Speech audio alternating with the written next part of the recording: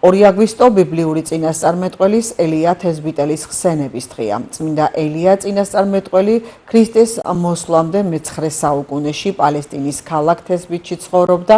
მის სახელს არაერთი სასწაული უკავშირდება. დღესასწაულთან დაკავშირებით დედოფლის წყაროში ელიას მთაზე წმინდანის სახელობის ტაძარში საზეიმო წირვა-ლოცვა აღევლინა. სპეციალურად ამ დღისთვის დედოფლის წყაროში მრევლი საქართველოს სხვადასხვა კუთხიდან ჩავიდა. მუნიციპალიტეტმა ამავე დღეს ტრადიციული სახალხო დღესასწაული დედოფლის წყაროობაც აღნიშნა, რომლის ფარგლებშიც სხვადასხვა შემეცნებითი და გასართობი ღონისძიება გაიმართა. დასახელდნენ საპატიო დედოფლის წყაროელებიც. საღამოგალა კონცერტით დასრულდა.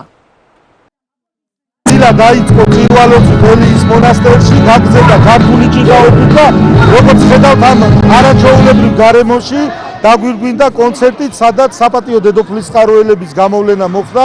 ეს დღე საყვარელია ჩვენთვის, იმიტომ რომ გვეძლება საშუალება მადლიერება გამოვხატოთ იმ ხალხის წინაშე, ვისაც დიდი წვლილი მიუძღვის დედოფლის წყაროს განვითარებისთვის და გვეძლება საშუალება რომ მადლობა გადაუხადოთ მათ ან განვლილი ცხოვრებისა და ღვაწლისთვის. ეს დღე არის ჩვენთვის სიყვარულის, რწმენის, კულტურის სიმბოლო და მე ძალიან ბედნიერი ვარ, ემოციებით სავსე ვარ, რომ აი ამ დღეს ვაძლევ რომ დამტარი საპატიო დედოფლის წყაროები.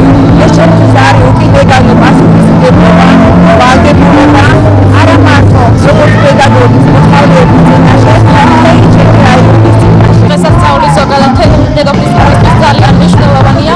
ამ დღეს ყველა ერთად ვიკრიბებით ავდივართ ელიის მონასტერში სალოცავად და საღამოს კი ეს დღე გვირგვინდება მარაჩვეულებრივი კონცერტი, სადაც მთელი დედოფლის წყაროს, მათ შორის სხვა სოფლებიდანაც იკრიბებიან ერთად და აღნიშნავენ ამ სალოცავ დღეს.